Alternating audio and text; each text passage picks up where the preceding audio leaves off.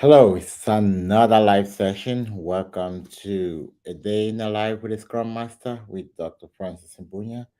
Super excited to have a conversation today for our Agile practitioner. And let me know where you're joining in from. And let's get started with the show. And the goal for this show is to be able to have a conversation about Scrum specifically, but in general about Agile, right? About uh, becoming a Scrum Master. What does it take? About Agile. What are your questions? I'm here to answer your question. But then the title for today is A Day in the Life of a Scrum Master. We're just going to look at what does being a Scrum Master all about for those who are in and also those who are still to come in as Scrum Master. This is a lovely session for you. We're just going to have a very lovely chat. I see a lot of people coming in. Hello, John Philippe. I see you. Hello, Collier. Let me know where you're watching in from. Let me know where you're connecting from. And you can start putting all your questions on the comment box. I'm going to make sure that I answer every single question that is being put in here. Make sure you put them in. Hello, Nicole from Detroit. And I'll also make sure that we have a conversation about our main topic today. And our main topic is a day in the life of a Scrum Master. And also, hello to all my teams on LinkedIn. I see a whole lot of people connecting from LinkedIn. All right. So, without wasting much time, we like to keep it straight and go straight to the point.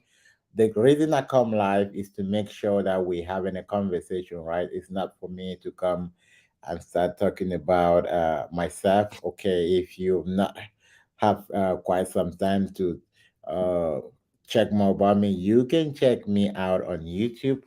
You can check me out on YouTube, right? You just type Safe Chat Room, Safe Scrum Chat Room, Safe as in Safe Scrum Master Scrum Chat Room. You should be able to find me on YouTube. You can look at most of the videos I've put in there. I put in at least 2 videos a week. Some weeks I can put in like a lot of videos. So you can always check most of those videos there.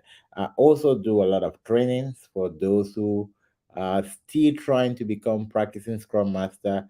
We have trainings, and for anyone who is watching this video and want to practice, there's gonna be a special offer for you. So you can send me a quick text at the end of this video and I'll work out something for you and get you to start practicing.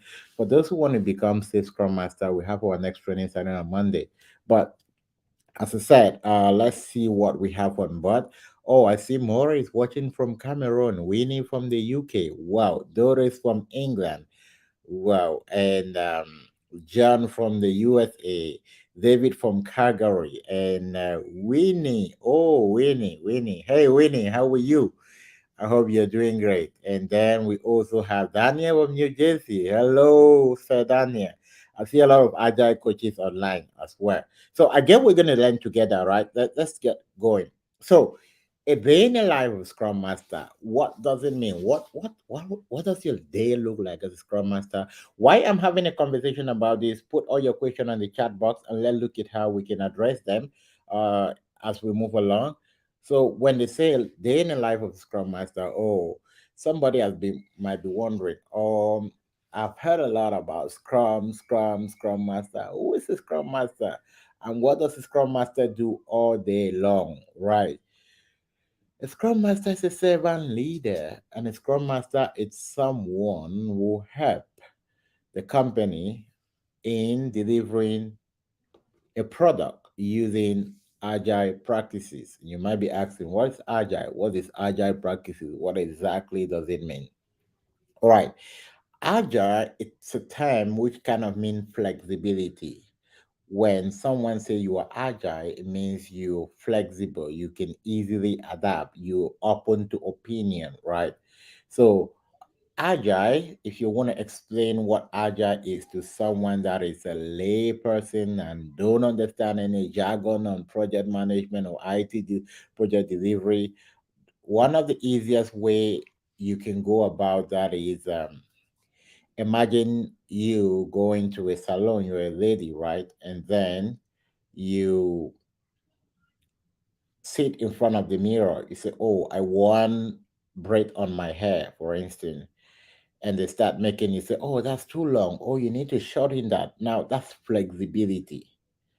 Unlike someone that go describe what they want and they sit there, there's no mirror, they can make any change until maybe after they go evaluate and then they want some changes, right? So one opportunity over the flexibility. Another one, which example I would like to use is for those who are in the United States, if you want to make an order at McDonald's versus making an order at Subway, when you get into Subway, you're standing in front of the counter. Every stuff is transparent. You can pick whatsoever combination you want.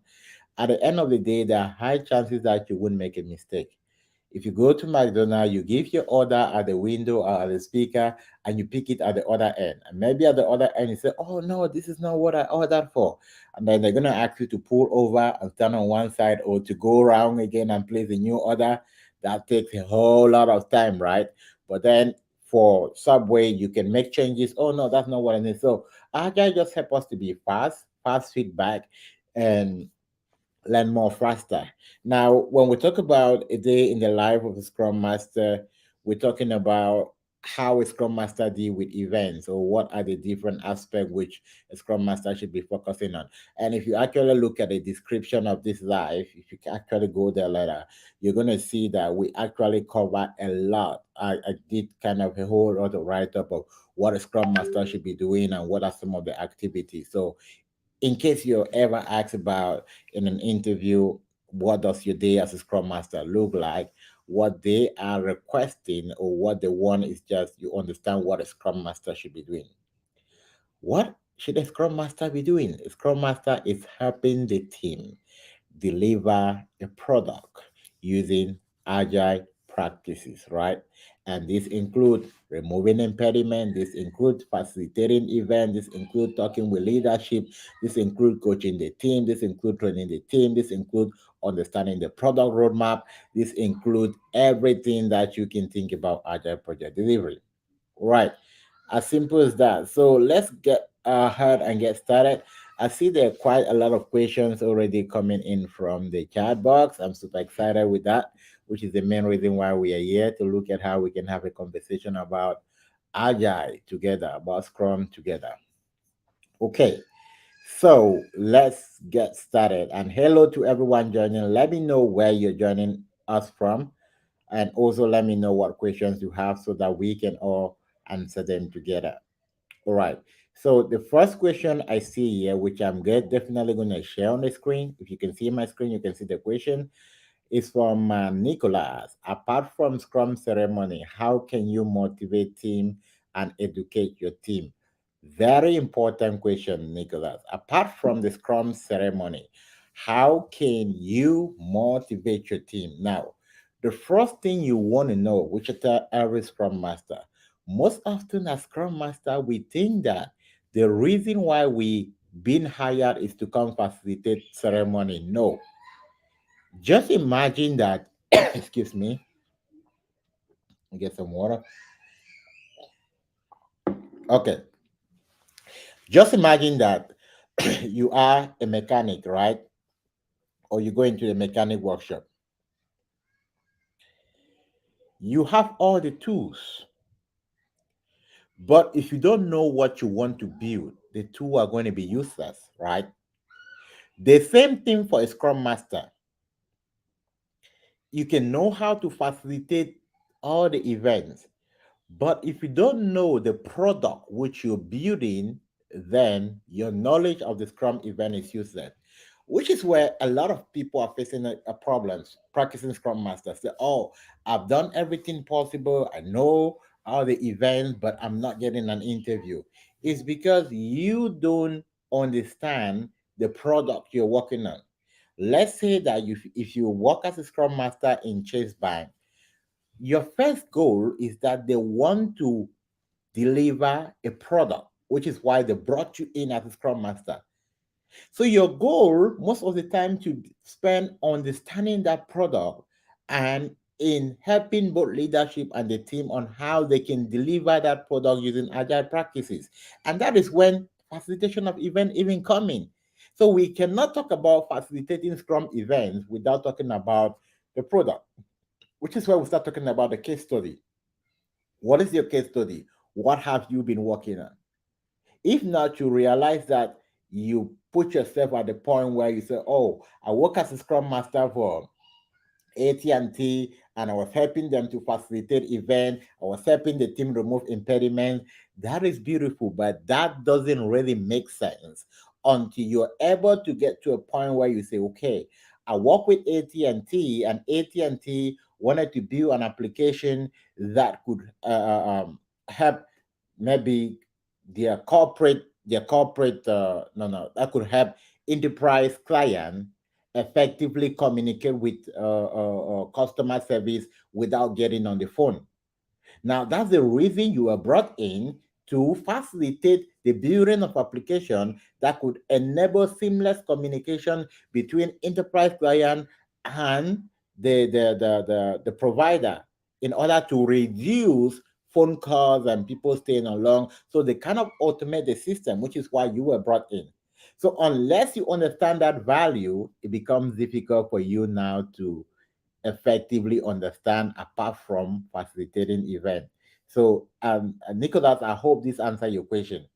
So facilitating event is because you want to deliver value.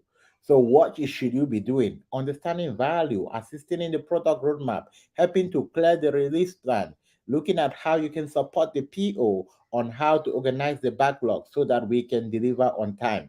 If your team is running back on time, you look at how to have one-on-one with the team and discuss what are the possible way to increase. So there is always a lot for you to add value as a Scrum Master. All right, I hope that answered your question. Some the next question, which is from Ojang, says, "Is certified Scrum Master same as safe certified Scrum Master?" No. The difference between certified Scrum still teaches you how to facilitate at the team level. Now, when we talk about SAFe stands for Scale Agile Framework, which means that we are still talking about Scrum, but then how to do Scrum in a bigger way, right? So with SAFe, you're being trained on how to work at the program level. CSM and PSM teaches you how to work at the team level. SAFe teaches you how to work both at the team level, at the program level, and also how to interact with several teams. Which is why if you learn SAFe, there are extra events. The main difference between CSM and SSM, so SAFe is SSM, is the fact that there is PI planning, program increment planning. So there's an extra event which you need to facilitate called PI planning that help everyone in the train. Save covers larger teams working on similar products, collaboration, and there's collaboration also with program level, not just at team level. And you're also going to collaborate also maybe with business and with leadership during the PI planning. So that's the major difference. The different things. Okay. Hello, Marvel, watching from Atlanta, Georgia. Hello, Ola. All right, we have a question in here from Sonny. Sonny say, "What are some tips you can provide to help a Scrum Master get better using Jira?" Okay, Jira is all about practicing, and it's a PT. I would say that most Scrum Master, you can do a lot of videos, maybe have tips like this is we're giving online, and you can succeed to have a job as a Scrum Master, right?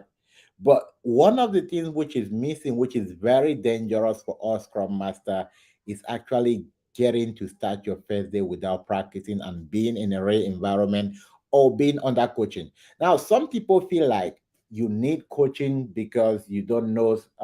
No, you need coaching if you have not been in a practical environment. Now, the different levels of coaching. I know a lot of you already having coaching, but then there's coaching where you're practicing to get the job. That's different. There's coaching where you're practicing to know how to use the tools and to know why we're using Jira in managing this project. Why can we or why can we not use other tools? Why can we not use Excel? Why how can a Jira board be a Kanban board and all of that? That is what helps you to gain the mastery. And for those who are also finding it difficult in crushing your interview, sometimes it's because you don't even know how those two work. If I say, okay, on Jira, how do you get your report and other stuff? Now, to get better on Jira, offer a free software. Go sign up. You can watch a couple of YouTube videos if you don't want to get training. If you want to get training, now you sign up.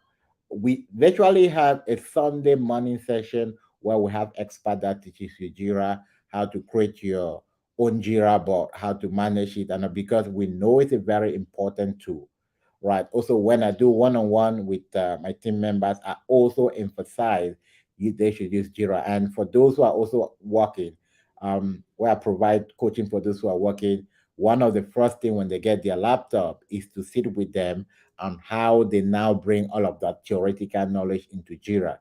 So get better at Jira. You can sign up for a Jira bootcamp and pay for it, and just then it's very important. If you can use Jira to facilitate your events, you can use Rally, you can use Azure DevOps. The interface might be different, but they do kind of really similar stuff. Okay, the next question is what courses are required to become a certified Scrum Master? Okay, fortunately for everyone, and if you this is for but if you want, I'm starting a training on Monday. It's a 16 hours course. That's what is recommended to become a Scrum Master. Why? Because it's considered as a leadership course. So you need to already have some prior leadership experience before becoming a Scrum Master. But if you don't have prior leadership experience, the reason why you should get into coaching is because you need to learn how to become an effective Scrum Master.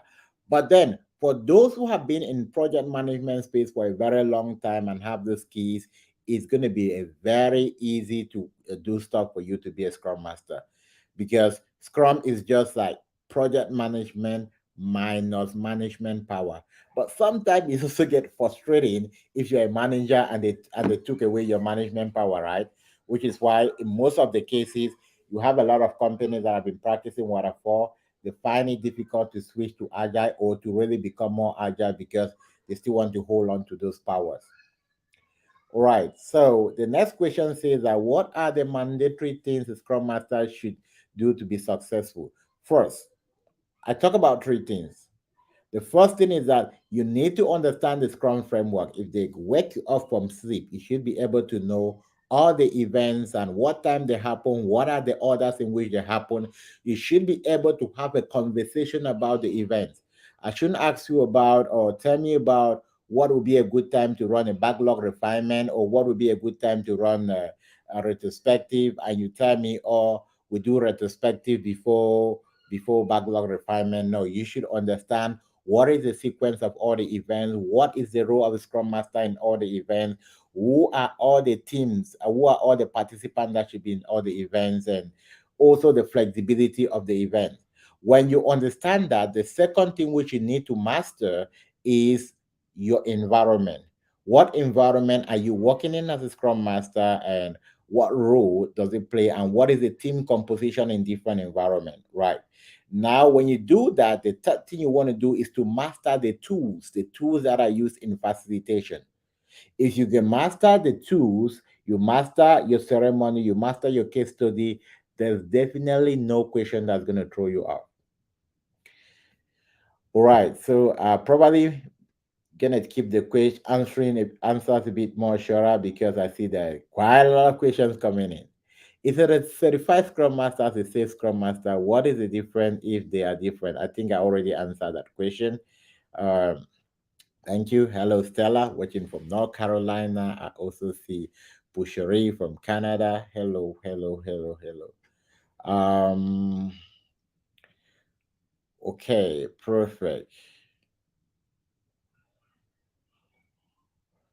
The name of the course, I can share some of the courses that you can look at if you want to get more into Jira space. I'll kind of recommend some of them that you can look into. How important is it for Scrum Master to keep action item diary? and how do you keep and populate it. All right, very important. Okay, disclaimer, this is only for me. In theory, Scrum is going to tell you for every retrospective, pick at least three action items to implement during your sprint, right? That's very important. You should do that. In practice, most often, if you have a performing team, that would really not be relevant because they are proactive in most of the what they do. But if you work in a safe environment, which sometimes there's quite a lot that need to be improved, there are a couple of ways in which you keep your action item, direct action item. One of the way is that you can pull it on your on your Scrum bot, which is your active spring, with a zero pointer, so that is there. And when you're sharing your screen for your team to give the update, they can see what the action item is. The second way to do that is that you can also save that on Confluence, but remember, all your team members will not be go on Confluence because they want to check out action item. One of the ways in which I've done it is that, for instance, who realize that communication is a big challenge, I could nominate someone in the team, say, okay, Peter, I want you to kind of uh, help us to stay in communication. Can you drop a note on the group chat every maybe day to remind the team that everyone should communicate? You assign it to someone and they can push that through. So the bigger point about action item is not for us to document it, it's for us to practice it, for us to make sure that it become part of the team, right? So you might just have a page where you document it on the conference or whatsoever a space your team is using to store artifact, so that if a previous Scrum Master come on board, they can see exactly what's have been going on. Okay, someone said Udemy is extremely helpful. Yes, Udemy is extremely helpful as well. You can also check. I have quite a lot. We're going to be putting up a Jira course for Scrum Master on our page very soon. You can check HTTP. I'm just going to put it right here um, to see what we have there as well at reeducation.io. So we're trying to customize. I'm putting that on the chat. I'm not sure if everyone can get that. We're trying to customize learning for Scrum Masters because sometimes, even when I took a course on Udemy on Jira, ever seen before, but when it actually got to a time when I needed to facilitate on Jira, it did not really make so much sense for me. Okay. Um, Next question. What helped you stand out the Scrum Master interview? Your superpower. I talk about your superpower. The mistake a lot of people make in their interview is that they want to get into the environment of the interviewer. Let's say that the interviewer say, okay, we are trying to form 10 Scrum team and you're brought in as a Scrum Master to help structure these 10 teams. What are you going to do?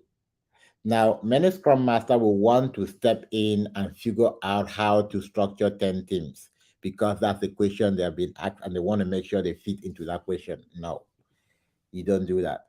Now, you need to be able to understand what it means to coin an interview to work for your favor. So if that question is given to you and you've not been in a situation where you manage 10 teams, you don't want to go ahead and say what is not right. So you say, oh, wow, this is a very challenging question, but I'm going to give you a case study on how I was able to help my team. And I believe if I was able to help my team do this, then I can use the same pattern to help these 10 teams. Pay attention to the way I respond to this question. I did not say that, all right, I have 10 teams. I have 10 teams. This is what I'm doing. This is what I will do. This is what I will do. No, I use my case study because I understand my case study. I say, okay, look, This is how I have been able to help my team move from X and Z. And these are the key stuff that are important because I'm talking about my team. I'm talking with a lot of confidence. Now I apply it back to the 10 teams. That is the question that's posed to me. If I've been able to help my team go through this, and this is what made them successful, I believe I can apply the same principle for these 10 teams. But if I had to tweet this question otherwise by going to talk about the 10 teams, now I'm going to be very confused because if I've never worked with 10 teams before, I would not be too sure on what is right and what is wrong. So I definitely hope that this is helpful for somebody. So your superpower is what is not what they're asking you, it's what you know. It's about your environment. Your environment is very, very, very important. Very, very, very important. Your environment, I'm just going to repeating this, master your environment. If you master your environment, it's going to be easy for you to do anything you want to do. Okay. For those who want to reach out to me, I just also put my contact there. Please send only a text. Don't call. Don't call. If you call, I'm not gonna pick your call. Not because I don't want to pick it, but because I have so many calls and I prefer to respond to messages. So just heads up. All right, perfect. And the reason I'm also putting my contact here, I said I have a special discount for people that want to get into coaching that reach out to me and say, "Oh, I watch your live video and I'm interested." So reach out to me only for those who watch this video live. So if you're watching a replay, maybe after tomorrow, please don't say you were live. Okay. The next question I see on board is from Himali. Please give advice for Scrum Master joining a new team. Okay. I think I did a video on first day at work as a Scrum Master. I'm going to see how to reshare that video. Now, just kind of a brief overview. If you're joining a new team as a Scrum Master, which is also one of the things we're discussing in our community of practice for some of our Scrum Masters that are just getting in new and they're having a lot of issues. The first thing is that management will want to push you to over deliver. Oh, we're expecting this from you. We're expecting this from you. We're expecting this from you. And then most cases, new scrum master want to please management to see that management should see that, oh, I'm not just sitting quiet, I've done this, and then you get into a clash with your team. The most important thing is for you to be in alignment with your team. Remember, you are brought in to help your team. So you always need to make sure the couple of things you do, talk to management, get management concern on what they want to improve in the team. When you get management concern, the next thing is that help you to know the focus where you're going to, and then you talk with the PO or the tech lead whosoever, get their concern. The next thing you want to get to understand your team members and the value. And while you're talking with a team member, you want to understand who is the go-to person, who is someone that I can easily talk to, who is someone that I can easily get advice from. And then when you gather that, one of the stuff when you're giving recommendation is not about, I think this will be better. I have a conversation with my team, and my team think that this is better. So you need to understand the value each of your team member is bringing on board and how you can help them to promote that value. So be for your team, don't be for management. Management want everything done one hop and done. But you need to understand that if you want to be happy with your team. If you don't want so much work as a scrum master, be happy with your team. If you push your team to the wall, they're also going to push you to the wall. And you realize that your days are always busy because your team is not helping you. All right. So Shelley says, I would just research under the free feed and see what you can find there. Plenty of different one. Okay. Then the premium is really good one. Probably responding to something else. Okay. Oh, I missed some equation up here, sir. What type of discussion do you have with stakeholder and how do you give them an insight? All right, so when they say stakeholder, as a Scrum Master, you need to understand who is the stakeholder is. Now, if you work in a very small organization with just about one Scrum or two Scrum team, you can have stakeholder who are like the customer or the client that is hiring the company. You can have access to them. But if you work in an institution where we have large teams, your stakeholder will just be your manager, and maybe the tech lead, and maybe the agile coach. These are those who, most of those who you are going to interact with, or maybe your system architect.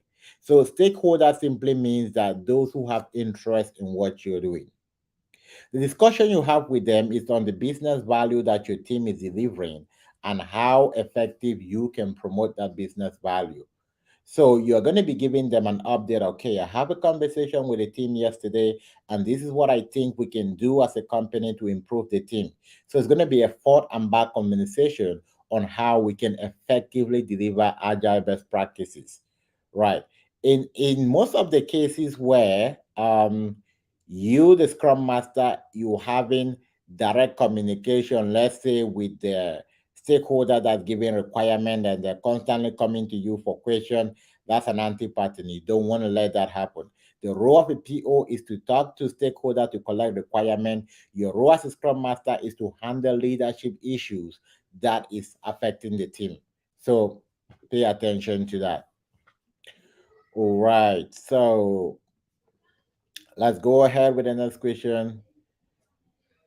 Next question says, please, can I know the role of a Scrum Master in release? Okay, very important question.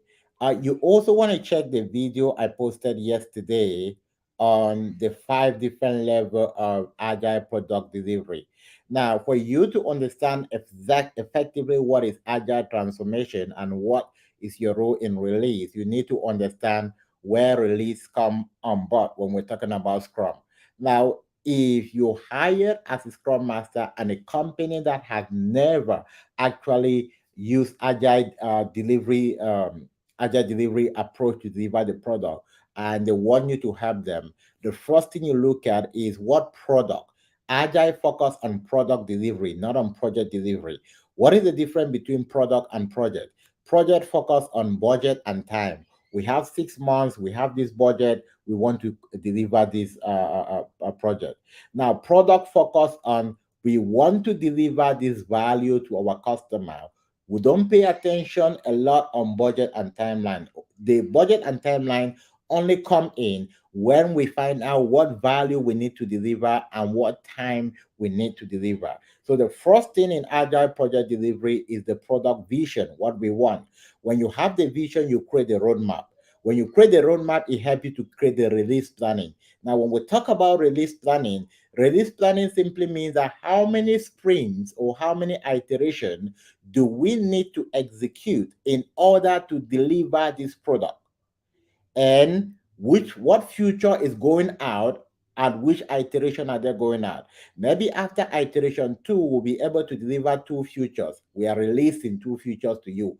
After the fifth iteration, we are releasing. So your role as a Scrum Master, if you are the main agile coach in your company, is to facilitate that. But if not, in release planning, in most of the level, it's going to be more of the work of the technical team, because you cannot, non-technical person, scrum master, say that we're going to deliver this XYZ. No, it requires you to understand the resources. It requires you to understand a value of the future. So we cannot even do release planning without doing estimation. Now, at the level of safe, what we can term as release planning is when it's at the program backlog, right? It's similar to what happened to the program backlog. What is happening to the program backlog? We are evaluating what are the different futures, and we are giving story points to the future so that we can understand the lane at which we can deliver futures. That's release planning. And based on that, we're able to plan our PI, different PI. So if you bring that same approach into a Scrum environment, release planning is more like a bit above the team level. But you can see facilitate. If you're brought in to facilitate, if your organization doesn't have an agile coach, then you'll be working with product manager and tell lead to look and maybe your PO and some of the key member of your team to look at what is it going to take and how long is it going to take and how many sprints is it going to take. So that is release planning. I hope that was helpful. All right. Can you please discuss more on the PI planning preparation? Okay, PI planning preparation. Okay, that's very important. We're having a PI planning, not PI planning. We're having a safe training on Monday.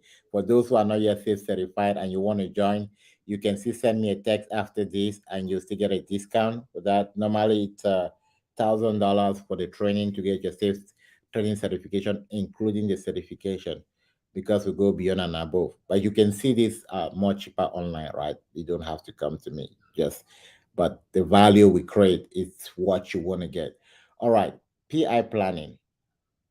Discuss more on PI planning preparation. The last lesson 5 on SAFE talk about finishing PI. Finishing PI, where we have the IP iteration, innovation planning iteration, is what help us to prepare for the PI. So the last iteration in every PI cycle is used to prepare for the next PI. Within that iteration, what is happening is that we need to make sure that we are completing all the work that is left undone. We need to make sure that we're pulling out all the challenges we face during the PI cycle.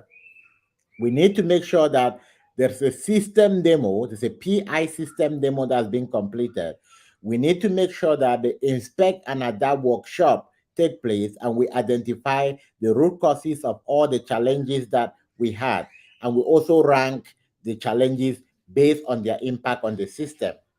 And then that is what help us now to be able to take action item or non-functional requirement that we're going to put in the backlog of our next PI cycle on what we need to improve. So for you to understand PI planning preparation, you need to understand finishing PI, which is lesson 5 on the safe training.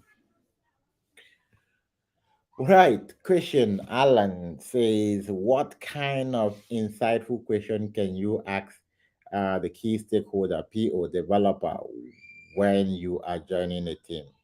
You want to understand more about the product vision, the product backlog, the release plan, the definition of done if they have one, what are some of the composition of the team, what they expect from you as a Scrum Master, and also what are some of the culture, some of the important key cultural aspect of the organization they want you to know.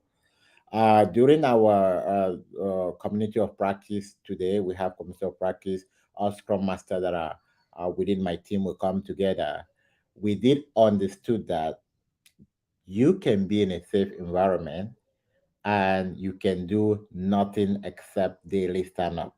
So we have a team member that's working for a company unknown. We're not going to disclose that. That's just one of the value of belonging to a community of practice because you understand how culture might differ. They run PIs, right? But then the Scrum Masters and their teams are not engaged in the PI. The PI are run with ad hoc team. Ad hoc means selected number of people. And the Scrum Master only do daily stand up and do reporting. But then we have those who do the estimation, get their backlog ready, and all the team do is build, and then the Scrum Master do daily stand up and then report the daily stand up to the manager and management, and that is all they need to go. Okay, so which is why I spoke about culture. I brought that up because we're talking about company culture. So one thing I advise everyone that's going on a Scrum Master for a first time is that don't do Scrum by the book. Don't get in and say, "Oh no, you have to do all events." Understand what has been going on in the company and then gradually fit in. Unless you become a stakeholder yourself, don't start inputting changes. As I said, management is going to put you on a line to start making changes on the first day, but that is detrimental. You need to advise management that this is not a good approach or a good practice. All right. How to deal with product owner manager who are too protective of the team and doesn't allow the team to self-organize and self-manage their work. Mhm. Very important. Now, it's a challenge, it's challenging or it's a bit difficult to handle that case. But what you want to do is that use retrospective as a approach to the retrospective is where you get team members to talk. Use retrospective to ask questions that can help team member think beyond just the result. Like, okay, for instance, if they're protective, it's like, okay, do we need more ownership? Do we think the way events are run, are we all happy with it? You can ask a couple of questions just to validate team stuff, just to validate team happiness index. Now, if the manager, if that's caused by a manager and the manager is always part of the retrospective, you also want to talk to management to stay away from the retrospective so that you can have an open conversation with the team. If it's a PO, you can easily have conversation with the PO over and over again about the issue and get them to understand why they should give the team more space to create what they need for themselves. I'm a Scrum Master certified. What does it take to get a first job? I have done some interviews but didn't hear back from after the interview. Uh, Although for me, get practice. It takes just more than becoming certified and going for interviews. I've had people in my team, they went through a couple of interviews, they didn't make it, they came to the team. And then when I do pre-interview, because when you join my team, I need to give you a green flag before you go out and start applying because we prepare you, make sure that you can communicate as a Scrum Master. Sometimes I tell them, you know what, pull out your resume, pull out everything online, go do this learning. When you're done with this, then we do you pre-interview. When you're ready, we send you out to go interview. So if you interview and it's not getting to the next phase and you cannot figure out what the problem is, you need a coach. That's the sincere advice I can give you. And guys, pay for coaching that's going to benefit you. The goal is not to go give money out. The goal is to get learning, is to get learning. Hey, Coach Catherine, I see you on bat. I'll see you on a training on Monday. How can you help your team to transition from Kanban to Scrum? All right, Agi, that's a good question. What they need? Why do they need to transition from Kanban to Scrum? There are some of my practicing Scrum Master when I hear what they're going through, I will advise them for their team to switch to Kanban. Now, Scrum requires that we constantly evaluate, which is why we do it iteration. So we constantly evaluate what is going on and make effective changes. So if your team is a Kanban team, and maybe there's so many gaps in or challenges which they are not able to address in real time, it's an indication that they should switch to Scrum because they need to be more faster in response. But if your team is Scrum and they don't care about meetings because it's not important to them, they don't care about retrospective, they don't care about reviews because they're not delivering to, you can advise them to switch to Kanban, which is a pull base. So transitioning from Kanban to Scrum is going to be on evaluation on the need. What is the need? Scrum simply means that we want faster feedback, we want faster learning cycles. So most Kanban teams is because their requirements, they might be just fixing issues, right? They're not working on a real product. They might just be a standby team where when as item come in, they need to fix them as fast as possible. For instance, if there's a security team which they need to be robust, you can ask them to be Scrum. You can advise them to be Kanban because immediately they're coming in, we're fixing. Immediately we're coming in, we're fixing. We don't have to wait for assessment and planning and reordering of the backlog or so. But then if there are security issues that are not really urgent, we can use Scrum, we can prioritize them, we can look at the benefit and we can deliver in that manner. Okay. How can a Scrum Master effectively manage offshore teams? It's on time. The way you manage is on time. Now you need to have know a golden time.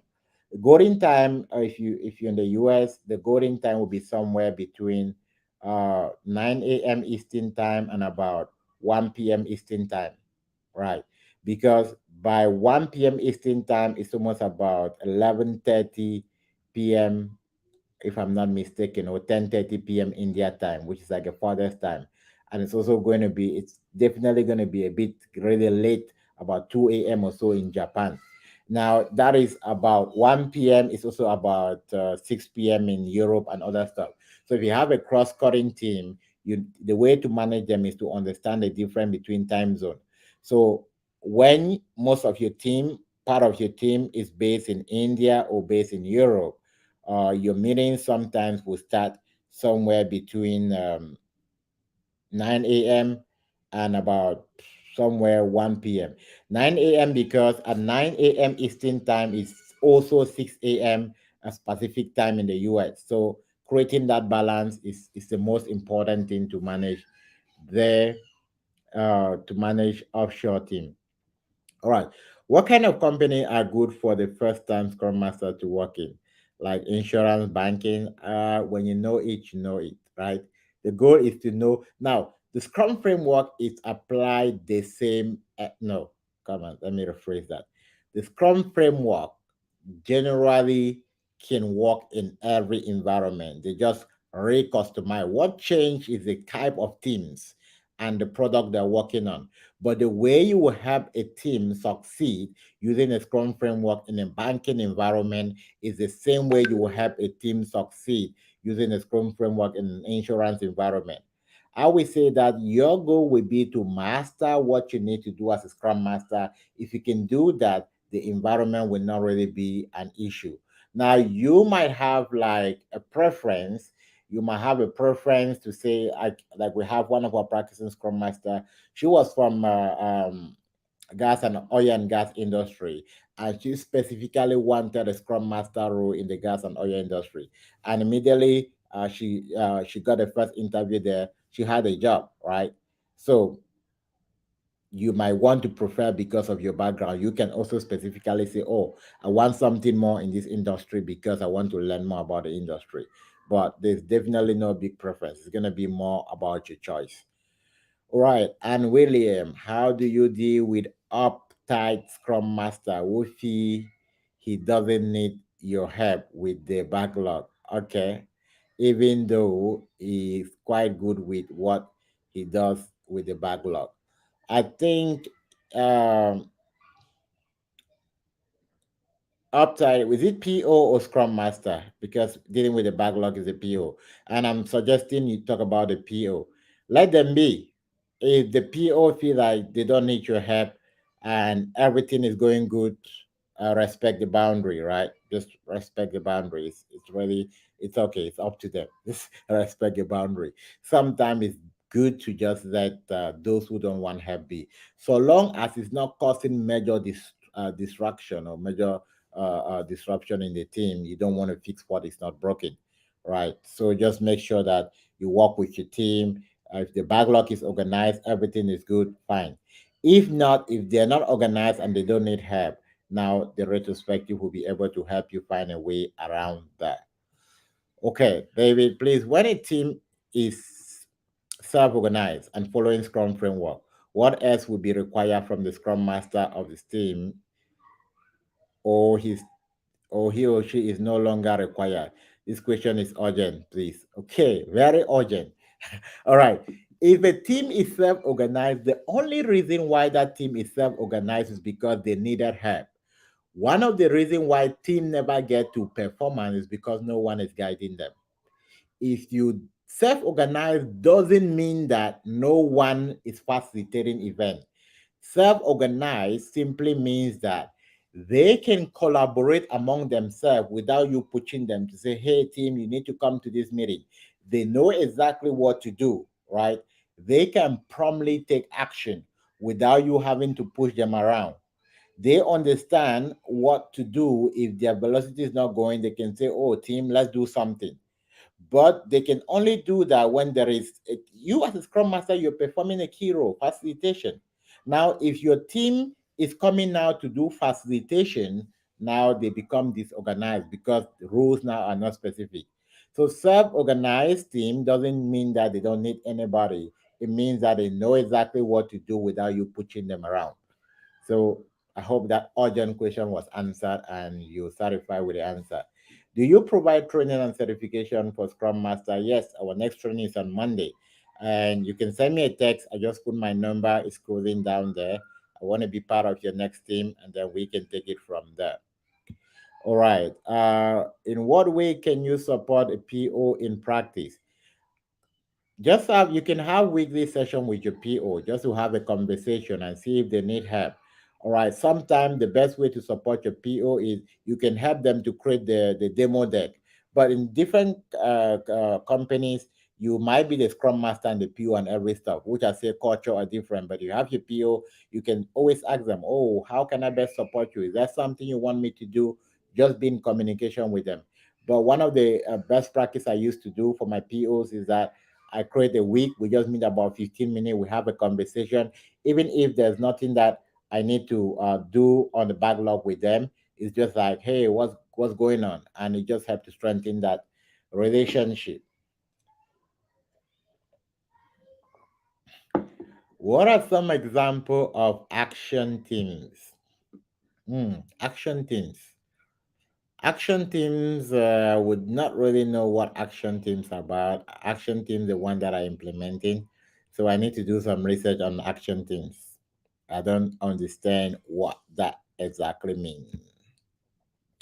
How can you, if, okay, there's so many coaches on the line. If you understand what action team is, please, can you respond to Victoria's question, please?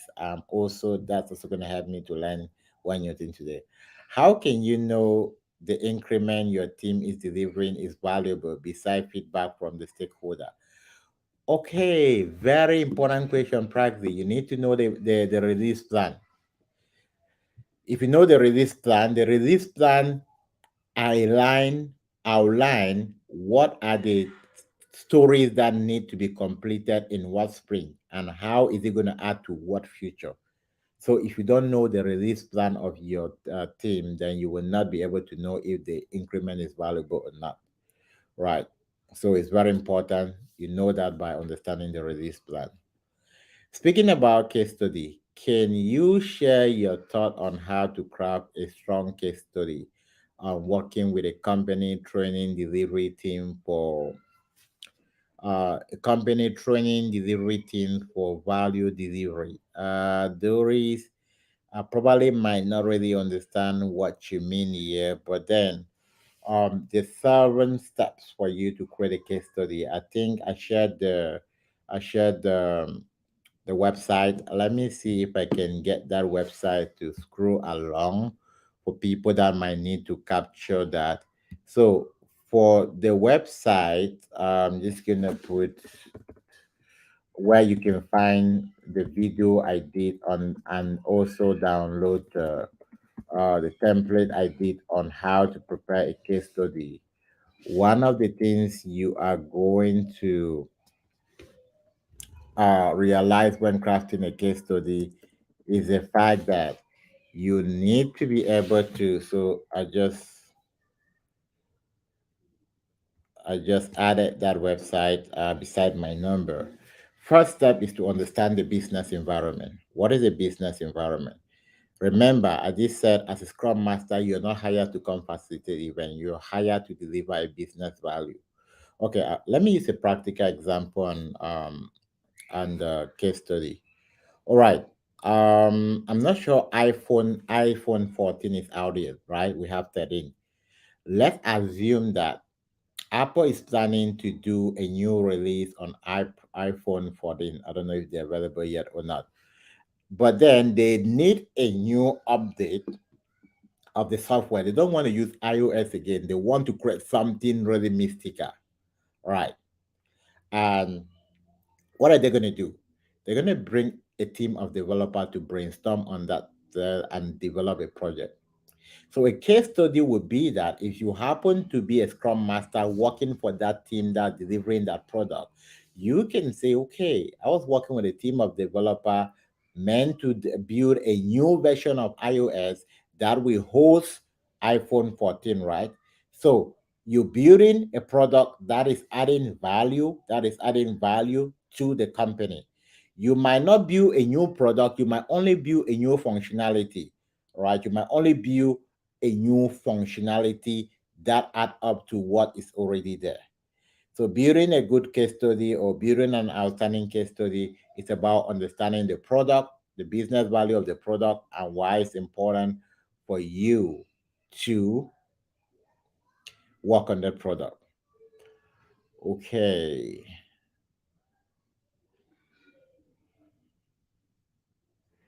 Um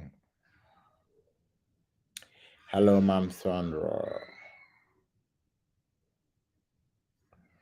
Okay, there's so many questions. I don't even know where to start. Uh Olufemi, I skipped your question. I did not see that question. Let me see if I can find that question.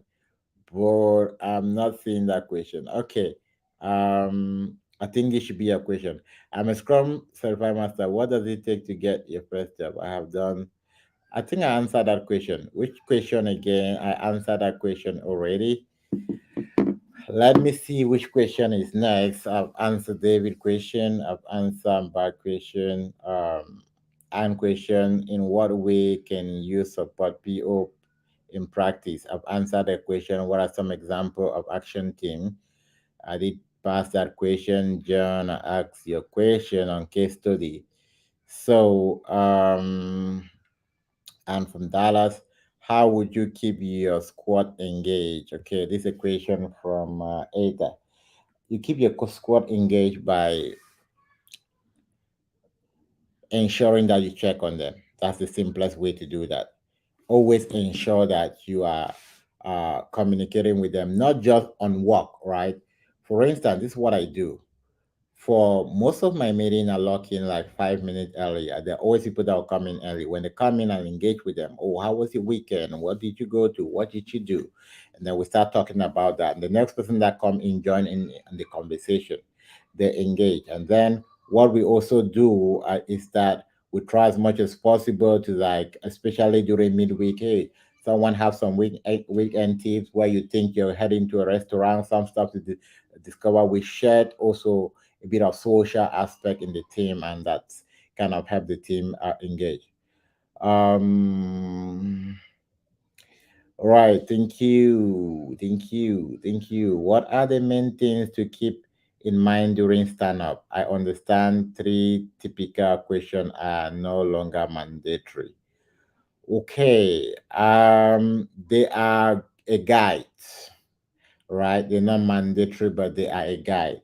During daily stand up, you want to help your team understand what level they are in. Now, one of the points to make it not really sound like the same thing all the time.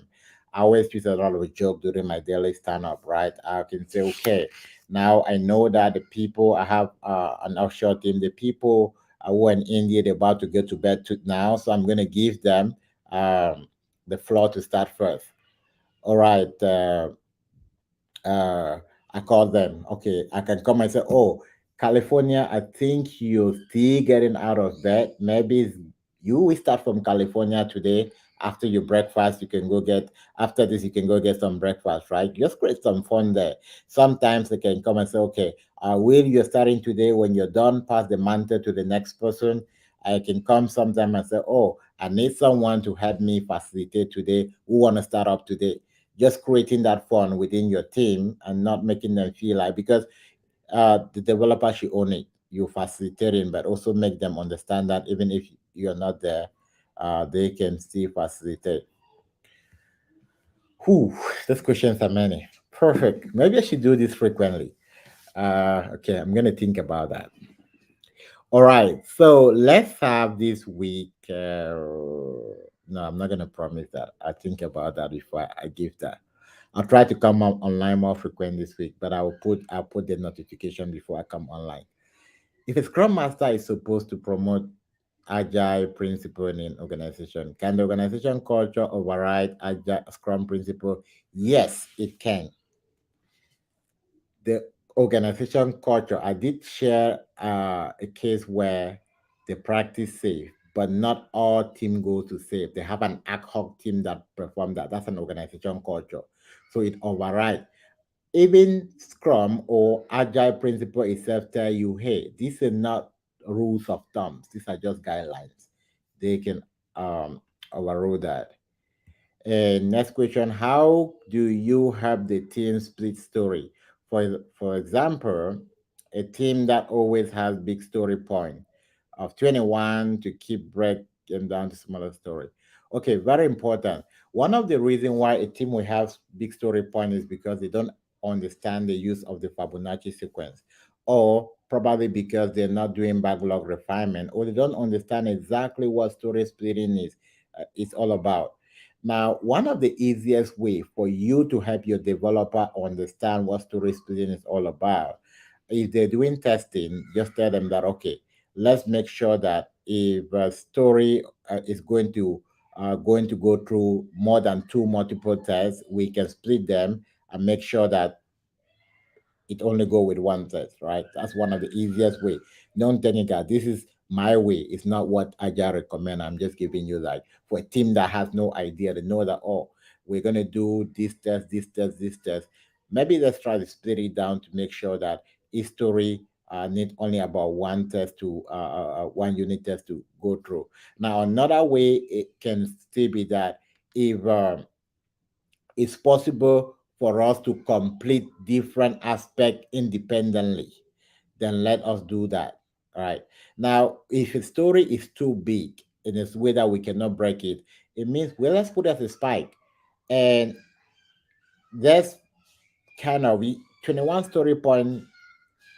There's definitely nowhere that recommend that. Maximum is about 8. So it's about helping your team to really split down stuff. The reason they have 21 is because they don't understand agile. They don't understand estimation. So help them explain what estimation is all about. Explain to them what a 1 point is all about. Let them find the smallest piece of work that they think they can easily estimate and put it as a one story point, something that can take half a day or less than a day. Put it as 1 point, and then every other story point should be estimated in relation to that one. So if that smallest one was 1 point, if you put in something 21, it means that it's about 21 times more than that other one, right? Although the numbers doesn't really signify, how am I going to put it? The Fibonacci sequence number doesn't really signify days. They don't signify days. They're just about complexity and how easy it is for us to complete it. All right. And the next question, I hope these questions are getting out soon. I'm about to, any question that I don't answer, I can take it up next. It's about my time box. Almost running up. How how would you coach a product owner that is new to the squad? Help them understand what the role of a product owner is, to prioritize the backlog, ask questions to the stakeholders. The stakeholder, most of the cases, will be the product manager or the tech lead, to get more clarity on what the team needs to do. Be there for the team, attend attend daily stand up, so that they can answer any question that the team have. Very important. Very important. Please, production team is not team. Okay. Oh, action item, not team. Action item. I can't remember that question again. Can you re-ask that question, Victoria? Maybe I can come back to it. Hello, I'm new to Scrum. I'm very skeptical. It's very profitable fee. Professional, please speak on this. Okay, averagely, if you live in the United States, average salary for a Scrum Master annually is 120K in a year. This also about people that are new to Scrum. Now, be very okay, with all due respect, you need to be very conscious about recruiters.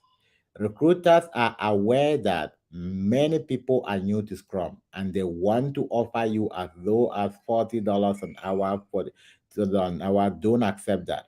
Now, this is how recruiters work. Recruiters have links with this company. They go negotiate, they can negotiate $110 an hour with this company.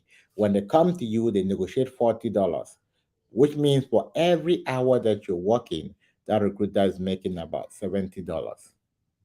I didn't say that, but you need to understand your value and stick to your value. For any Scrum Master with more than 4 years of experience, you should not accept anything less than $60 on W2. Except that it's full time with a lot of benefit, you can do that, right? But in most of the cases, but I do understand that sometimes for us it's like, wow, I've not been to a point where I can make as much as this, right? But you need to understand the value. I need to understand the value. I get calls like almost every day from LinkedIn, from recruiters that want to work with me. Now, someone said, oh, I have a senior agile coach position and I'm offering 70. Like, are you sure that a senior agile coach position? There's definitely no way you want a senior agile coach and you're offering them 70, right? uh, it doesn't exist. Why? But you need to understand your value. You need to do your own part of the job by understanding Scrum, by understanding what it takes to be a Scrum Master before you have that power. If not, you're going to be pushed in a position where you accept almost everything. I have Scrum Masters in my team that uh, got the training. And now, one thing also, the recruiters or hiring managers, let me say HR, they're not looking for a perfect somebody. They're looking for someone that can prove that they understand the concept, right? So they don't want you to be a superhuman being. I've had people in my team that after the training, they've been VP of Scrum with Chase by. It's about you understanding. When you go to an interview, when you do well, they won't ask you, go show me your daily log in on how you were working in the other company or so. So long as you can give them what they need and they see that they're good, they're going to do everything to keep you. So do your own practice. It's a profitable, but don't go in because of the profit. Go in because of the passion. If you go in because of the profit, you're gonna go out the same way because of the profit. That's my advice for everybody. Now, and okay, the first Scrum Master, servant leader. Okay, thank you. Let me just uh yeah, it's competitive. It's not competitive. I wouldn't say it's competitive now. The only reason why you definitely are going to go through several interviews is because uh, you're not taking extra effort to stand out. There are a lot of people, I've seen them have 4 or 5 offers when they know what to do, right? So it's about knowing what to do. So when something is competitive, this is how I address it. I look at it as there's something else I need to do. It might just be you, maybe taking some time and taking a 1 or 2 months crash course on AWS to stand out. Do something different and you beat the competition. Very important. Do you mentor someone who has completed Scrum training and currently looking for a job, a currently interview? Yes, I do. We have 3 levels of training. We have those who are coming in new. We have a training start on Monday. We have continuous intake for those who are just interviewing. We have a well-designed plan for them to learn what it needs to take a job. We have level 3, those who are already Scrum Master and they want a community where they can practice, they can come and share and learn together. And also we have a full package for someone that's coming in new. We definitely give them huge discount to because we're quite confident that we'll be able to walk through from the certification to the job. So we also do all the levels of training. So if you want more information, check the bother screen. My number's there. Reach out to me. You can get more information from there. So hello, I see the other of agility. Hello, hello, hello. How are you doing? That's my guest speaker for the last live session. You should go back and watch that, and you should also follow um, our YouTube channel. Them of agility. There's quite a lot to learn there, right? As Scrum Master, your goal is continuous learning. What are some of the applications you need to learn or get familiar with before getting your first Scrum job? Application is going to be based on you understanding your sorry, you understanding your case study. So if you say your team was migrating data, it means most of your team were data engineering. What are the different environment you use in migrating the data and all of that? If you say your team was building a whole new interface, then you need to have front end, back end team using Java. What type of languages were you using? If your team was a security team, you need to understand what are the different security applications, Sneak, Checkmark, SonarCube, all of that. Java and Python. What else can you name? If you're working with a DevOps team, you need to understand GitHub, GitLab, Jenkins, and all of that, depending on the team. And you don't need to know all of them. Know just about one, and you're good to go. All right, perfect. Let's see if I can have. Let me answer the next five questions and we are done. Right? Let me answer the next five questions. We are done. Describe how you would mentor a team on proper story estimation. Okay, I think I did answer this question on proper story estimation.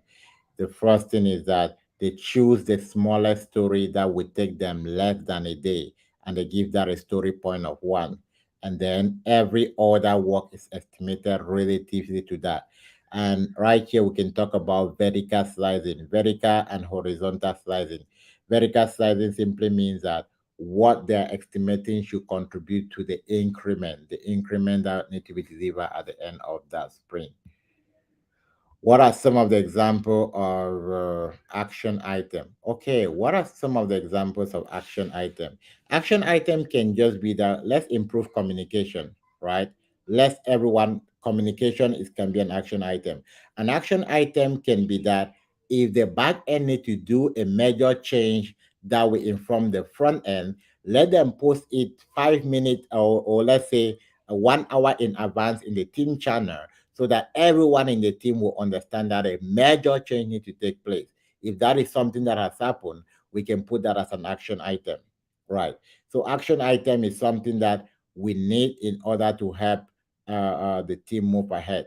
An action item can still be that okay. Everyone should update their stories on the Jira chat. So that can be an action item. Action item is just what can help the team move ahead.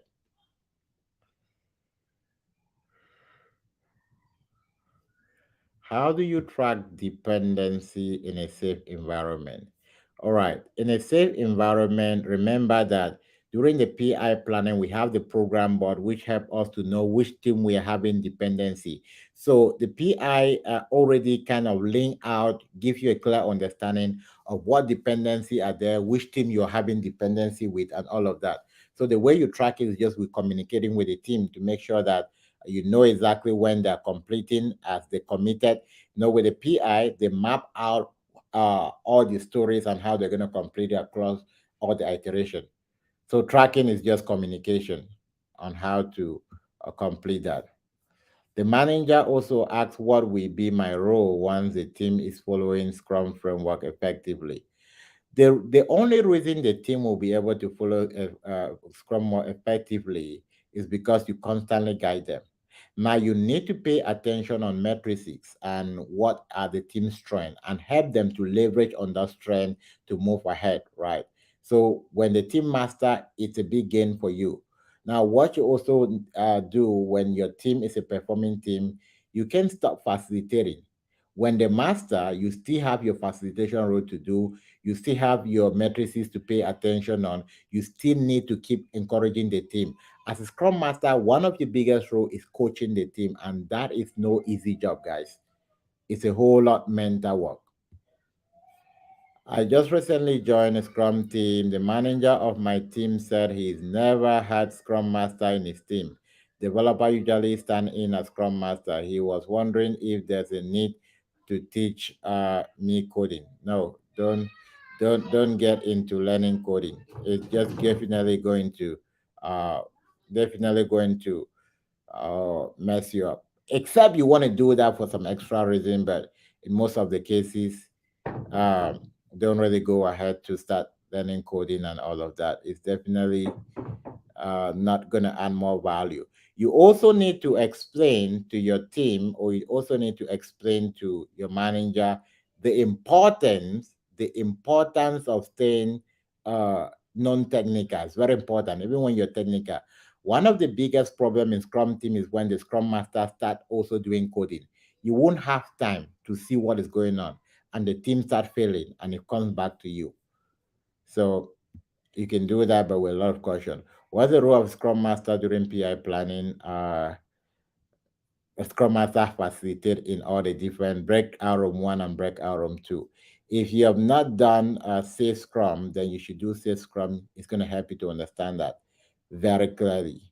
What they do in breakout room one and breakout room two on day one and day two. That's the key role of Scrum Master. They help their team to facilitate and to make sure their team is only planning work that they can commit to make sure that their team is identifying dependency, to make sure that they're identifying risks, to make sure that they are not overcommitting.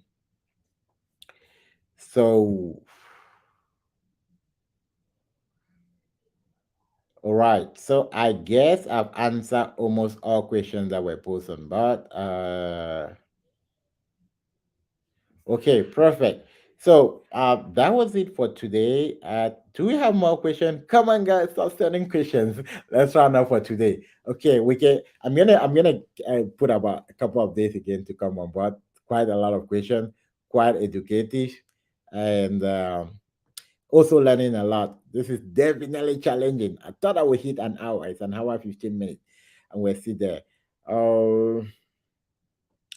Yeah, we should do on story estimation and do that. That's right. Let's do that, coach. Okay. How do you decide a project can take how many sprint or work? Like a product can take 25 sprint. You're not the one deciding, girl. It's gonna be you facilitating with the product manager, the PO, the tech lead. They put a lot of technicality in place to decide. So it's not the Scrum Master deciding, it's you, the Scrum Master, facilitating those who need to. Remember, as a Scrum Master, you don't need to know everything. You know how to get people together to give you the information you need. That's just your strength as a Scrum Master, right? My question is, if you're working on an upgrade of a new feature, so what are the likelihood of the team dynamics? If you're working on an upgrade, what are the likelihood of team dynamics? I don't understand this question. Can you ask in a different way so that I can understand?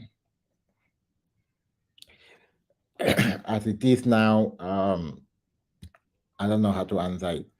I joined a new team that's already been working together but not agile, but they are in a safe environment since they are already working. How do I transition them into agile? Well, if they're in a safe environment, they're already working, they're already agile. So what you need to do is to look at how to improve the processes. What events are they not doing? Don't just implement the event, try to work with them to see what value those events are going to add.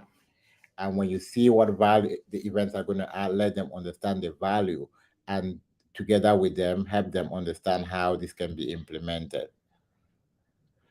How to calculate capacity? Okay, calculating capacity simply means that who is available, how many hours are they available, and are they taking vacation? So it's as simple as that.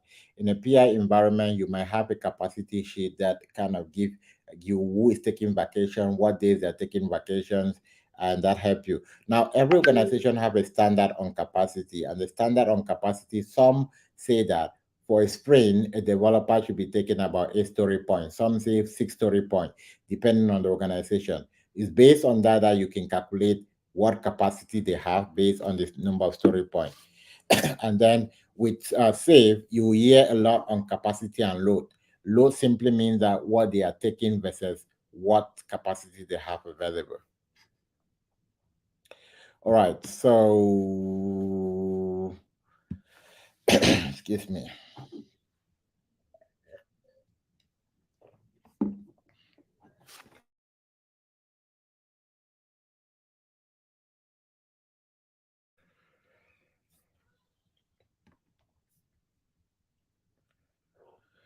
Oh, if a team is upgrading, it still depends. If they're upgrading a new functionality, yes. Back end, those who are working on API, they're configuring the interface, like what they call the ecosystem team. Front end simply means, excuse me, those who want to configure it in the way that the user will look at it. That's different. That's what we say front end, back end, right?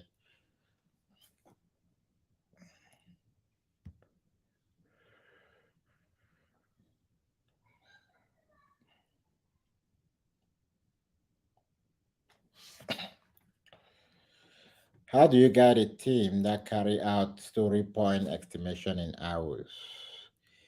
You cannot estimate story points in hours. You can estimate your work in hours. But if it's story point, excuse me, if it's story point, I always recommend you story point. If you want to use hours, they use hours. You need to tax the work. So when you tax the work, it's easy to use hours. Okay, perfect. I think we've gone through almost all the questions, and thank you, everybody. Definitely, um, for everyone that contributed, make this a session for people that need some support. And if you want to join the safe training certification on Monday, send me a text. If you want to be part of our community, send me a text. I'm gonna tell you what it takes. Okay, have a good Friday. No, this is Saturday, not a Friday. I'm definitely gonna make sure that I do about two live sessions before next Saturday, so you can still keep all of your questions so that we continue next week. Okay, have a great evening. Have a great good night for those in the UK. I know it's about already getting to bed. Those in the US, it's about evening. We'll have some evening fun. And those connecting from India, I know it's about 1. Whoa, it's about now 3 to 4 a.m. now. Whoa, okay. Thank you, team. I'll see you